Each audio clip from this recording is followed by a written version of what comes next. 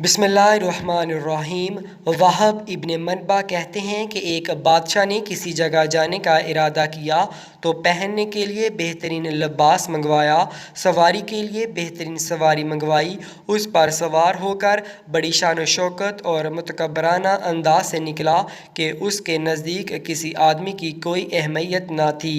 اسی دوران اس کے پاس ایک بدحال اور پراگندہ بال شخص آیا اور اسے سلام کیا، لیکن بادشاہ نے اپنے غرور و تکبر کی وجہ سے اس کے سلام کا جواب نہ دیا۔ اس شخص نے اس کے گھوڑے کی لگام پکڑی۔ بادشاہ نے کہا کہ لگام پکڑ کر تو نے بہت بڑی غلطی کی ہے۔ اس نے کہا کہ میں تیرے پاس ایک ضرورت سے آیا ہوں۔ بادشاہ نے کہا کہ میرے اترنے کا انتظار کر۔ اس نے کہا کہ نہیں، اس وقت کام ہے۔ یہ کہہ کر اس نے لگام کو زور سے جھٹکا دیا۔ بادشاہ نے کہا کہ ٹھیک ہے، اپنی ضرورت بیان کر۔ اس شخص نے کہا کہ یہ ایک راز کی بات ہے۔ بادشاہ نے اپنا چہرہ اس کے قریب کیا۔ اس نے کان میں سرگوشی کی، میں ملک الموت ہوں۔ یہ سن کر بادشاہ کا رنگ متغیر ہو گیا اور زبان لڑکھڑا گئی۔ وہ کہنے لگا، مجھے اتنی مہلت دے کہ میں گھر واپس جاؤں اور اپنی بعض ضروریات پوری کر لوں اور اپنے اہل عیال کو الوداع کہہ دوں۔ ملک الموت نے کہا کہ اب اس کی اجازت نہیں، اب کبھی تو اپنے گھر والوں کو اور اپنے مال و متاع کو نہیں دیکھ سکے گا۔ یہ کہہ کر ملک الموت نے اس کی روح قبض کر لی اور وہ سواری سے بے جان لکڑی کی طرح زمین پر گر پڑا۔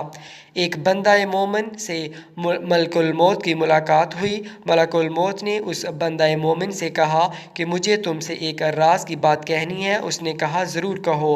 ملک الموت نے کہا کہ میں ملک الموت ہوں۔ اس نے کہا کہ خوش آمدید، آپ سے ملنے کا مجھے شوق تھا۔ ملک الموت نے کہا کہ جو کام تم نے کرنا ہے وہ پورا کر لو۔ اس شخص نے کہا کہ مجھے خدا کی ملاقات سے زیادہ کوئی کام محبوب نہیں، آپ میری روح قبض کر لیں۔ ملک الموت نے کہا کہ تم کسی حالت میں مرنا پسند کرو گے؟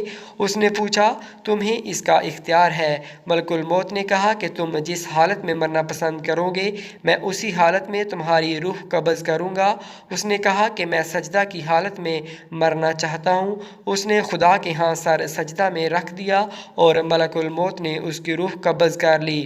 حضرت ابراہیم علیہ السلام نے ملک الموت سے دریافت کیا کہ اگر ایک آدمی مشرق میں ہو اور دوسرا مغرب میں اور دونوں کا وقت ایک ہو، یا کسی جگہ روحیں قبض کرنی ہو جہاں وبا پھیلی ہو یا جنگ ہو رہی ہو، تو تم کیا کرتے ہو؟ انہوں نے کہا، اللہ کے حکم سے روحوں کو بلاتا ہوں اور وہ میری انگلیوں کے درمیان سما جاتی ہیں تو میں انہیں قبض کر لیتا ہوں۔ ایک روایت یہ بھی ہے کہ پوری زمین ملک الموت کے لیے ایک لپیٹ کی طرح ہے، وہ جسے چاہتا ہے اس میں سے لے لیتا ہے۔